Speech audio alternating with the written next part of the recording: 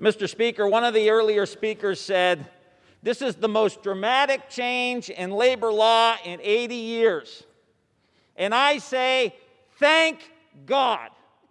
In the late 70s, a CEO made 35 times the worker. Today, it's 300 to 400 times the worker. And our friends on the other side running around with their hair on fire. Heaven forbid we pass something that's going to help the damn workers in the United States of America. Heaven forbid we tilt the balance that has been going in the wrong direction for 50 years. We talk about pensions, you complain. We talk about the minimum wage increase, you complain. We talk about giving them the right to organize, you complain. But if we were passing a tax cut here, you'd be all getting in line to vote yes for it. Now stop talking about Dr. Seuss and start working with us on behalf of the American workers. I yield back the balance of my time. The gentleman yields back. The gentleman is reminded to direct his comments to the chair. This is Democratic Congressman Tim Ryan, and to answer your first question, yes, he's reportedly eyeing a Senate run for the seat being vacated by Republican Senator Rob Portman in 2022. But as for this clip, Ryan loses his patience amid the pushback Democrats are getting for both the $1.9 trillion COVID relief package, as well as the bill that he's discussing here, the Protecting the Right to Organize, or PRO Act, which provides support to union workers. And at a time when corporations have never been more powerful and flush with cash, while workers have the least amount of collective bargaining power and low wages, the importance of empowering labor has never been more apparent. And this bill is a vital component of that. For example, the PRO Act would reverse the impacts of right-to-work laws, which have crippled unions around the country. It would give organizers more control over how union votes are held, protecting them from otherwise hostile employers. It would empower the National Labor Relations Board to fine companies that don't comply with the board. It would grant organizers access to contact information of workers during unionization drives, prohibit companies from hiring replacements for workers on strike, prevent employers from classifying workers as independent contractors to avoid unionization, and forbid mandatory meetings by employers where they discourage unionization. Even Joe Biden came out with one of the most pro-union statements for a president in modern American history as Amazon workers attempt to unionize for the first time in history in Alabama. I've long said America wasn't built by Wall Street. It was built by the middle class, and unions built the middle class. Unions put power in the hands of workers. They level the playing field. They give you a stronger voice for your health, your safety, higher wages, protections from racial discrimination and sexual harassment. Unions lift up workers, both union and non-union, and especially black and brown workers. I've made it clear when I was running that my administration's policy would be to support unions organizing and the right to collectively bargain. I'm keeping that promise. You should all remember, the National Labor Relations Act didn't just say that unions are allowed to exist. It said that we should encourage unions. So let me be really clear. It's not up to me to decide whether anyone should join a union. But let me be even more clear. It's not up to an employer to decide that either. The choice to join a union is up to the workers. Full stop. Full stop.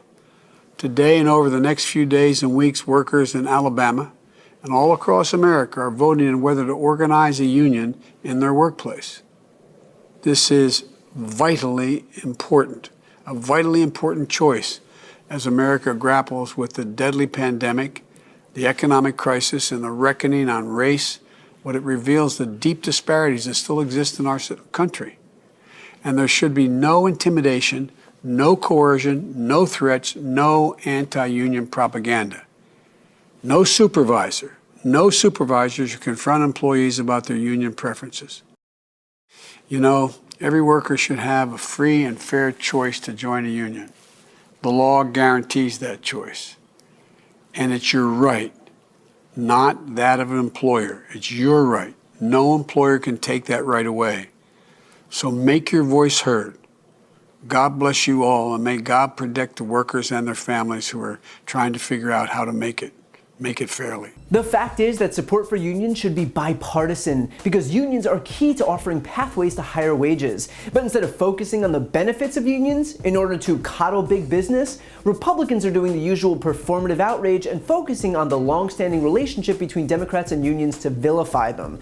Virginia Republican Bob Good said the bill would, quote, funnel money to Democrats by allowing unions to collect additional dues. Virginia Fox, a Republican from North Carolina, had this to say. The Democrats will have you believe that their radical PRO Act protects the right to organize. All it does is protect the $1.6 billion that the labor unions donate to support left-wing organizations. While trying to garner support for this outrageous bill, I've heard Democrats argue that it's the unions that built the middle class. No, the unions didn't build the middle class. Entrepreneurs and individual workers in this country built the middle class. And what this bill does is take away their freedom, making unions bigger and the individual freedom smaller. First of all, the PRO Act protects labor. And as a separate issue, if labor unions give money to Democrats, that's because Democrats are the ones looking out for the working people, while Republicans are looking out for CEOs. If Republicans want labor unions to donate to them, then Republicans should start defending the working class instead of millionaires and billionaires. All the while, Republicans are desperate to rebrand themselves the party of the working class, and yet can't manage to lift a finger to actually help the working class. Jim Jordan has tweeted, the Republican Party is no longer the wine and cheese party, it's the beer and blue jeans party. Ted Cruz has tweeted, the Republican Party is not the party of country clubs, it's the party of hardworking blue-collar men and women. Now, let's just breeze over the fact that the leader of the GOP quite literally lives at Mar-a-Lago, a country club, that Ted Cruz's wife is a managing director at Goldman Sachs, and that Ted Cruz's latest scandal involves him literally escaping to a Ritz-Carlton. Let's put all of that aside. The point is that when it comes time to put their rhetoric into action, like supporting a bill that would overwhelmingly empower the working class, suddenly it's crickets from the right. Suddenly it's united opposition from the party that only 5 minutes ago claimed to be the beer and blue jeans party, the party of hardworking blue-collar men and women. They want the bumper sticker without any of the work to back it up. And by the way, it's not just this bill that's proof of Republicans' contempt for the working class. Not a single Republican voted for the $1.9 trillion COVID relief package. Not one Republican in the House or Senate.